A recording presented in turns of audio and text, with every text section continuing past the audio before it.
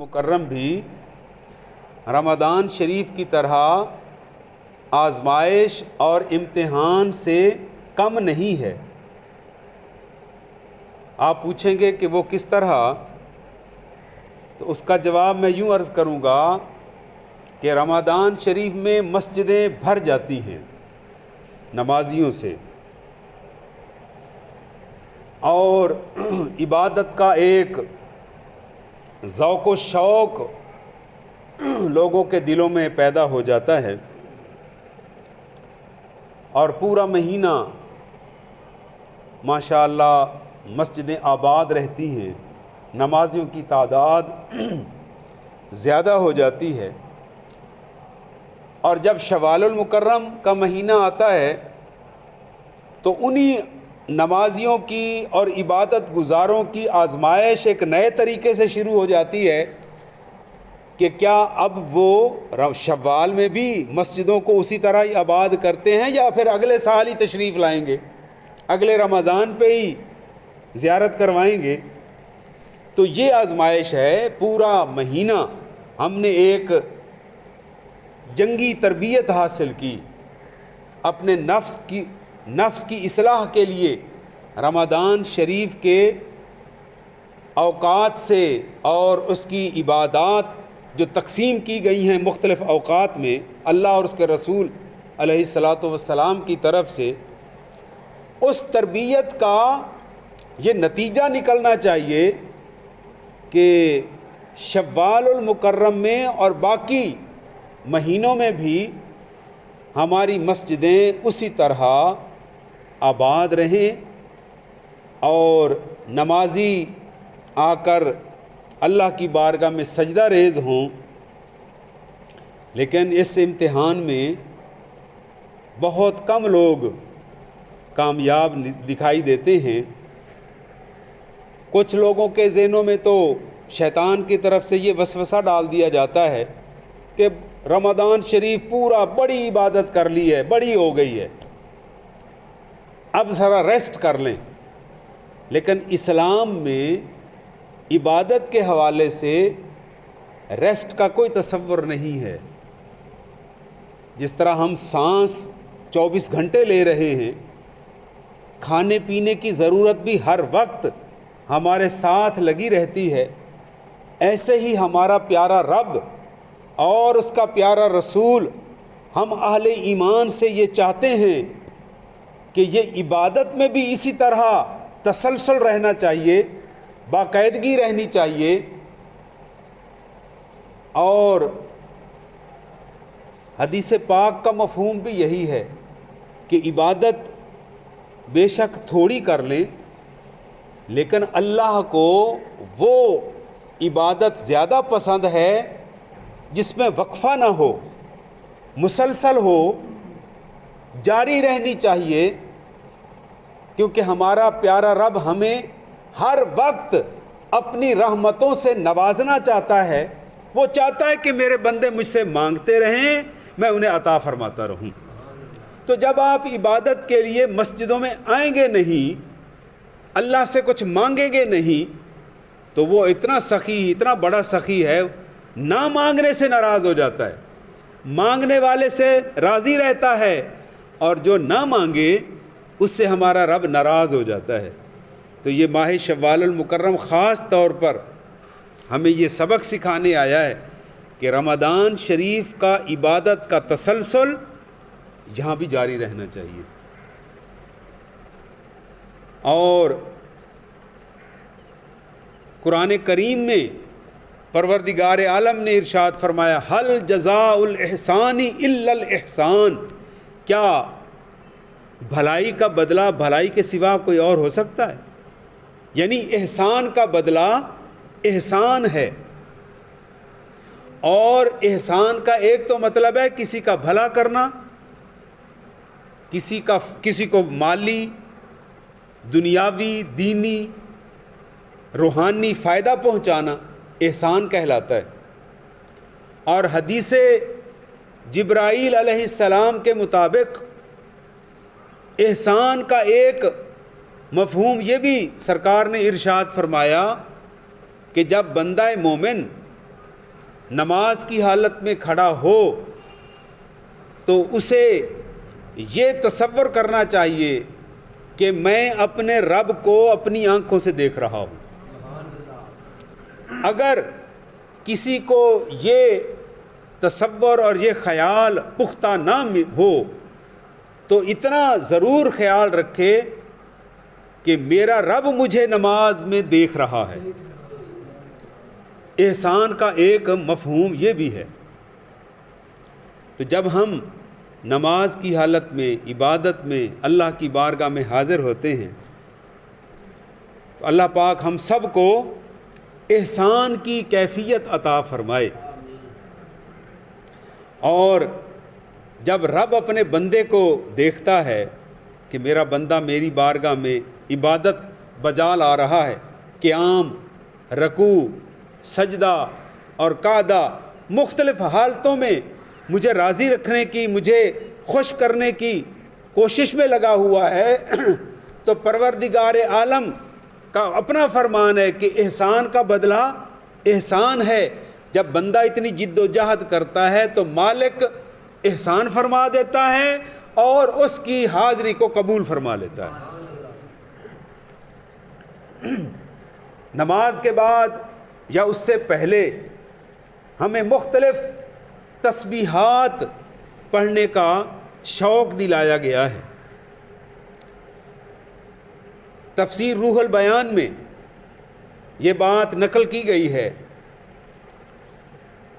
کہ روئے زمین پر یا اس کائنات میں سب سے پہلے حضرت جبرائیل علیہ السلام جب پیدا ہوئے تو پیدا ہوتے ہی آپ نے پڑھا سبحان اللہ، اللہ پاک ہے۔ اللہ تعالیٰ کو حضرت جبرائیل علیہ السلام کی یہ پڑھی ہوئی تسبیح اتنی پسند آئی، فرمایا گیا کہ جو بندہ جبرائیل علیہ السلام کی طرح سبحان اللہ پڑھ کر اللہ کی تسبیح بیان کرتا ہے، اسے حضرت جبرائیل علیہ السلام جیسی فضیلت اللہ عطا فرما دیتا ہے۔ پھر حضرت سیدنا آدم علیہ السلام نے سب سے پہلے الحمدللہ آپ نے پڑھا، تو ارشاد ہوا کہ جو حضرت آدم علیہ السلام کی طرح الحمدللہ پڑھے گا اسے حضرت آدم علیہ السلام جیسا ثواب ملے گا۔ پھر فرمایا گیا لا الہ الا اللہ، یہ سب سے پہلے حضرت نوح نجی اللہ نے پڑھا۔ فرمایا گیا جو اس کلمہ پاک کا ورد کرے گا اسے حضرت نوح علیہ السلام کے صدقے میں اس کو فضیلت ملے گی۔ اب آئی حضرت جد الانبیاء سیدنا ابراہیم خلیل اللہ کی باری آئی، آپ نے سب سے پہلے پڑھا اللہ اکبر، اللہ سب سے بڑا ہے۔ تو ارشاد فرمایا گیا کہ جو بندہ اللہ اکبر پڑھے گا، اس کا ورد کرے گا، بار بار پڑھے گا، اسے حضرت ابراہیم علیہ السلام کے فیوز و برکات میں سے فیض ملتا رہے گا۔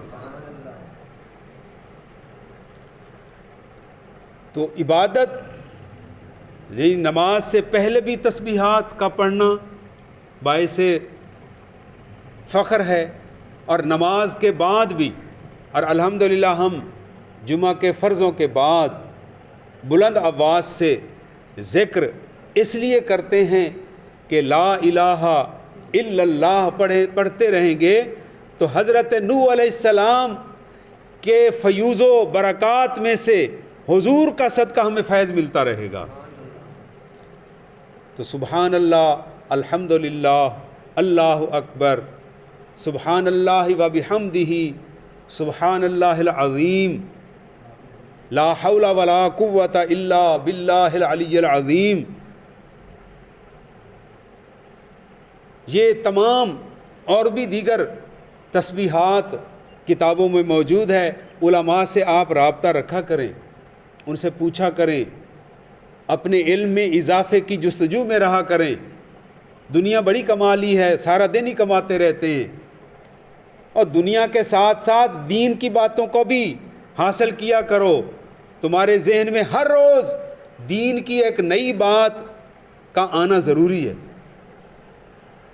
دنیا ہماری ضروریات پوری کرنے کے لیے ہے، اور دین ہمیں اللہ تک ملانے کا ایک ذریعہ اور ایک سبب ہے، ایک گائیڈ لائن ہے جس پر عمل کر کے ہم اللہ کا قرب حاصل کر سکتے ہیں اور اس کے پیارے محبوب علیہ الصلاۃ والسلام کی غلامی میں پختگی حاصل کر سکتے ہیں۔ یہ دنیا دارالعمل ہے اور آخرت وہ دارالجزا ہے، جہاں ہمیں عمل کی آزادی ہے، اپنی مرضی سے اچھا عمل کریں یا برا، لیکن نتیجہ ہمیں اگلے جہان ملے گا اور میزان قائم ہوگا۔ میزان کے دو ترازو ہوں گے، میزان کا معنی ترازو کے دو پلڑے ہوتے ہیں، ان میں وزن کیا جائے گا، نیکیوں کا بھی اور برائیوں کا بھی۔ اس وقت ہمیں ایک ایک نیکی کی قدر کا پتہ چلے گا۔ آج ہم گزر جاتے ہیں لاپرواہی کا اظہار کرتے ہوئے، لیکن ہمیں آج موقع ہے نیکی کرنے کا، نیکی کو کمانے کا۔ ہم انسان تو کیا، امام ابن جریر، امام ابن ابی حاتم اور امام بیہقی نے اپنی اپنی کتابوں میں یہ روایت نقل کی ہے جو حضرت ابو ہریرہ رضی اللہ تعالی عنہ سے مروی ہے۔ یہ حدیث پاک حضرت ابو ہریرہ، سیدنا ابو ہریرہ رضی اللہ تعالی عنہ حضور سے روایت کرتے ہیں کہ نبی پاک علیہ الصلاۃ والسلام نے ارشاد فرمایا کہ قیامت والے دن روئے زمین کے جتنے بھی جانور ہیں، جانوروں میں چرند، پرند اور درند، یہ سارے شامل ہیں، انہیں بھی زندہ کر کے اللہ کی بارگاہ میں پیش کیا جائے گا، جانوروں کو بھی۔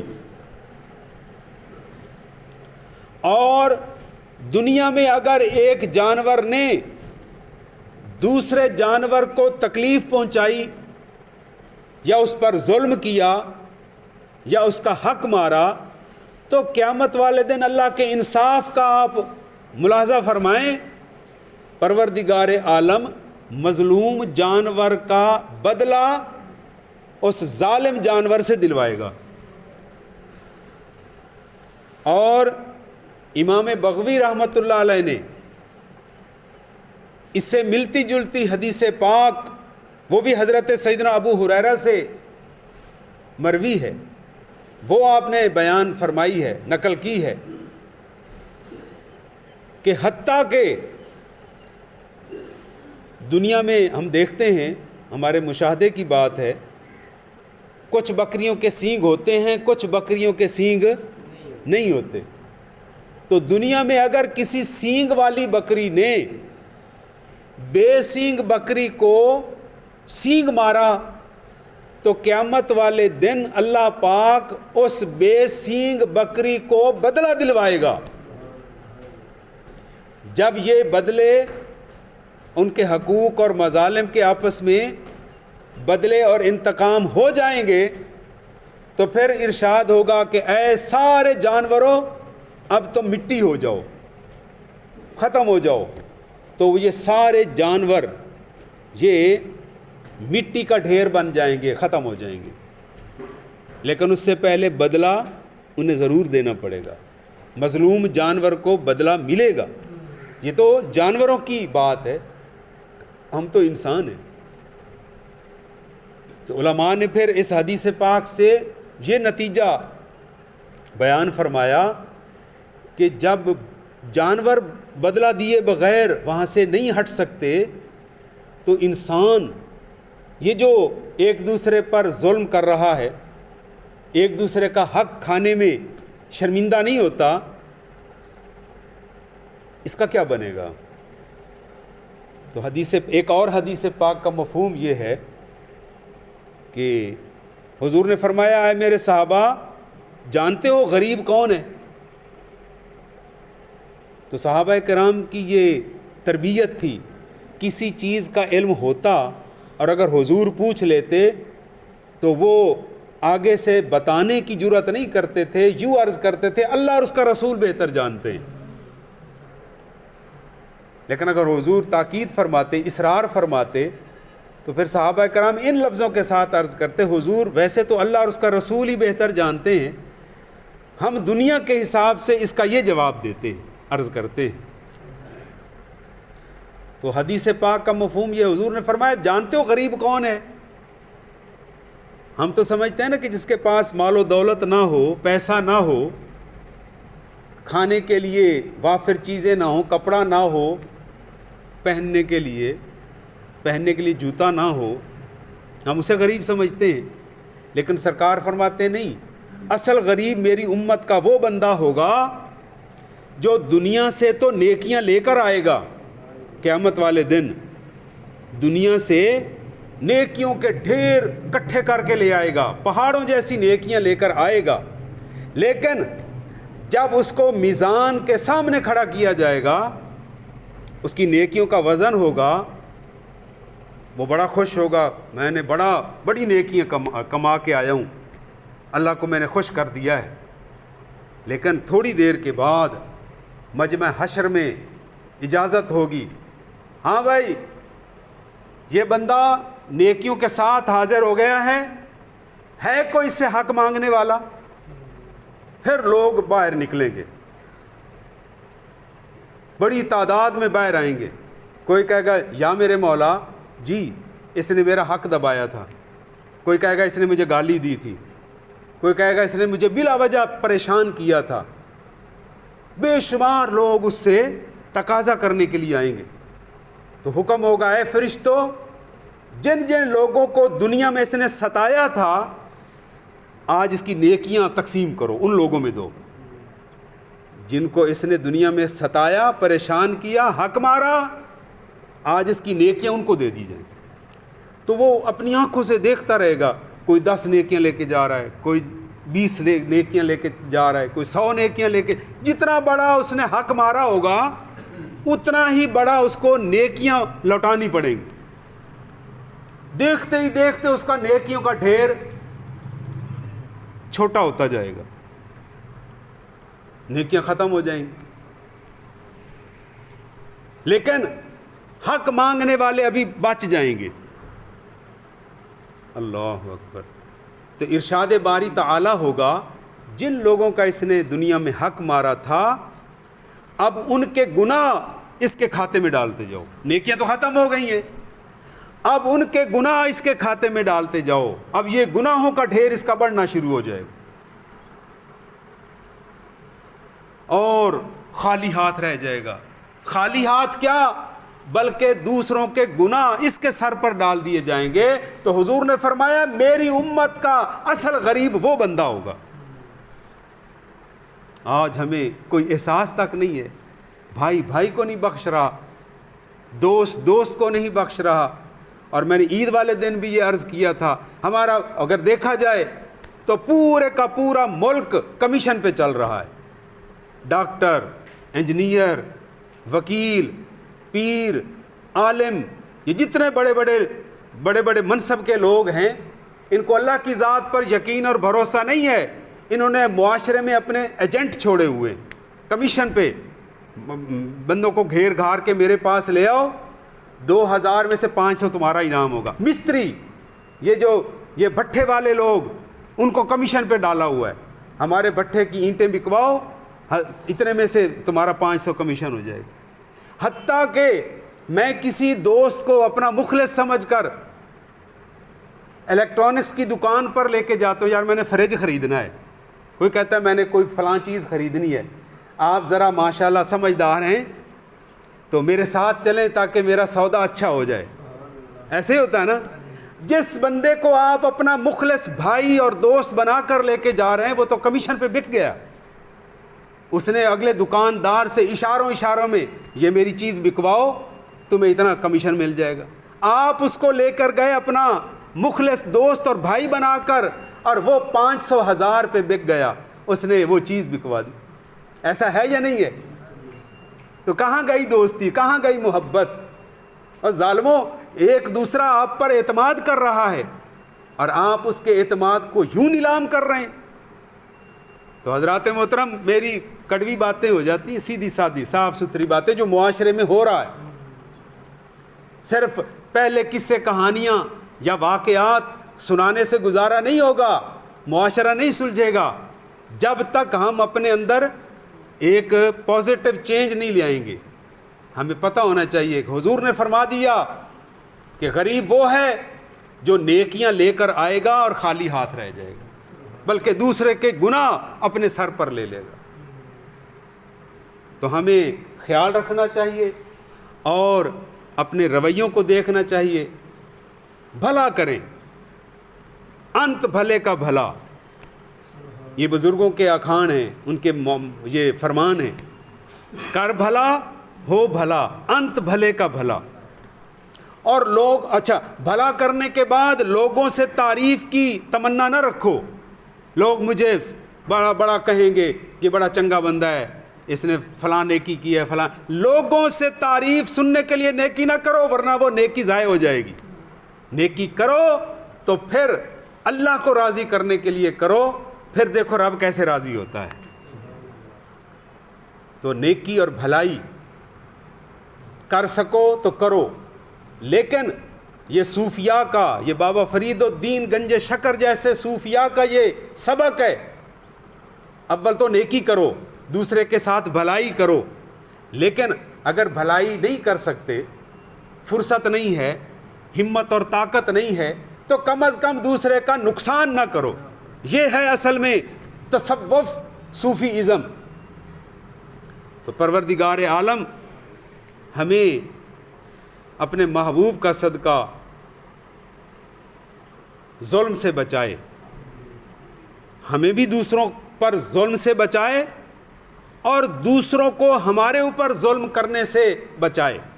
اپنی حفظ و امان میں رکھے, اپنی پناہ میں رکھے, اور جو اللہ کی پناہ میں آ جاتا ہے اس کو پھر کوئی نقصان نہیں پہنچا سکتا. بطور مسلمان ہمارا یہ عقیدہ اور ایمان پختہ ہونا چاہیے کہ وہ رب ان اللہ علی کل شیء قدیر, اس پر ایمان ہے یا نہیں ہے کہ وہ ہر شے پر قادر ہے. وہ اگر چاہے تو تمہارے دشمن سے تمہارا بھلا کروا سکتا ہے, اس میں طاقت ہے, اس میں طاقت ہے. تو پھر اسی سے نہ عرض کیا جائے یا اللہ مہربانی فرما فلاں بندے سے میرا کام ہے, اس کے دل میں تو مہربانی فرما کر اس کے دل میں میری محبت ڈال. اللہ کروانے والا اللہ ہے, حکم اسی کا چل رہا ہے, وسیلہ کوئی بن جاتا ہے. جیسے مریض شفا لینے کے لیے ڈاکٹر کے پاس جاتا ہے, شفا تو اللہ کی طرف سے آ رہی ہے نا, ڈاکٹر کی دوائی تو وسیلہ بن رہا ہے نا, چھوٹا سا وسیلہ. شفا من جانب اللہ. اسی طرح باقی دیگر کاموں میں جتنے بھی ہمارے دنیا کے کام ہیں, اور آج کل ہر بندہ مختلف تجربات سے گزرتا ہے. میں ایک ایسے تجربے سے گزر رہا ہوں, یقین جانیے اللہ کی ذات پر یقین بڑھتا جا رہا ہے. غیب سے اسباب پیدا ہو رہے ہیں اور اس کا کرم ہو رہا ہے, لیکن کہیں کہیں ہماری خواہش کے مطابق نتیجہ نہیں بھی ملتا. تو اس وقت بھی ہمیں اللہ آزماتا ہے کہ اب یہ میری بارگاہ میں صبر کرتا ہے یا نہیں کرتا. تو اللہ کی ذات پر یقین کامل رکھیں, سارے کام آپ کے دنیا کے ہوں یا دین کے وہ سنورتے جائیں گے. اللہ کے فضل و کرم سے وہ چاہے تو مٹی کو سونا بنا دے. اور ابھی میں نے وہ ریکارڈنگ کی ہے, آخر میں 1-2 سیکنڈ میں, چند 1 منٹ میں بات ختم کرتا ہوں. حضرت ابراہیم خلیل اللہ جوان تھے, ابھی اٹھتی جوانی تھی آپ کی, گھر میں ہاتھ تنگ تھا. آپ کے چچا نے اور ان کی بیوی نے کہا ابراہیم اب تم بڑے ہو گئے ہو, کماؤ, کما کر لے آؤ کہ تو کھانا ملے گا. تو نمرود بادشاہ نے پورے ملک کے غلے کو اپنے قبضے میں لیا ہوا تھا. وہ ظالم بدبخت کیا کرتا تھا, سب لوگوں کو لائن میں لگا لیتا تھا اور یوں سامنے آگے بیٹھ جاتا تھا. جو بندہ آتا اسے کہتا کہ میں تمہارا رب ہوں, مجھے سجدہ کرو. جو بندہ سجدہ کر لیتا اسے 1-2 کلو آٹا دے دیتا. حضرت ابراہیم بھی لائن میں لگے ہوئے تھے. جب آپ کی باری آئی, اس نے کہا ہاں بھائی جوان, تیرا رب کون ہے؟ آپ نے فرمایا ربی اللہ, میرا رب تو اللہ ہے. تو نمرود کو پسینہ آ گیا, یہ بچہ, یہ نوجوان میری خدائی کو نہیں مان رہا, مجھے چیلنج کر رہا ہے. میں نے پوچھا رب کون ہے, نہ سجدہ کر رہا ہے نہ مجھے مان رہا ہے. تو اس ظالم نے کیا کرنا تھا, یہی کہا نا کہ جاؤ لائن سے نکل جاؤ, آٹا نہیں ملے گا. آپ نے فرمایا آٹا نہیں ملتا تو نہ ملے, میں رب کو چھوڑ کر تیرے سامنے سجدہ نہیں کروں گا. باہر نکلے, ماں نے کپڑا دیا تھا, بیٹا اس میں آٹا لے کے آنا. باہر نکلے, سوچا پہلی دفعہ ماں نے کہا ہے اور خالی ہاتھ جا رہا ہوں, کپڑا خالی جا رہا ہے. تو دور سے دیکھے گی میری ماں, میری چاچی, تو جب خالی کپڑا دیکھے گی تو دل ٹوٹ جائے گا, کیوں نہ اس کو مٹی سے بھر لوں. کم از کم دور سے تو تسلی ہوگی کہ میرا جوان بیٹا آٹا لا رہا ہے. بعد میں راز کھلے گا تو دیکھی جائے گی, پہلے تو نہ دل ٹوٹے نا ان کا. تو آپ نے مٹی بھری, کپڑے میں ڈالی, جا کے رکھ دی. تھکے ہوئے تھے, سو گئے. تھوڑی دیر کے بعد جتنا آپ سوئے, چچی جان نے کہا بیٹا ابراہیم اٹھو, روٹی تیار ہے. آپ کھڑے ہوئے, عرض کی اماں جی یہ روٹی کہاں, پتہ تو تھا میں تو مٹی لے کر آیا تھا, تو یہ روٹی کہاں سے آ گئی؟ عرض کی یہ روٹی کدھر سے آئی؟ فرمایا واہ بیٹا, آج ماشاءاللہ تو پہلی دفعہ کیا, بڑا آٹا لے کر آیا, اسی آٹے سے روٹی بنائی ہے. اللہ کی بارگاہ میں حضرت ابراہیم علیہ السلام نے شکر ادا کیا تو مالک کی طرف سے اعلان ہوا ہے میرے خلیل, تو نے میری ذات پر بھروسہ کیا, دیکھا میں رب نے تیرا کیا, تیری عزت کتنی بڑھا دی ہے. تو مٹی لے کر آیا تھا, تیرے رب نے تیری مٹی کو آٹا بنا دیا. اس لیے اللہ کی ذات پر یقین کامل رکھو, انشاءاللہ سارے پریشانیاں دور ہو جائیں گی, ساری مشکلیں آپ کی دور ہو جائیں گی. وما علینا الا البلاغ.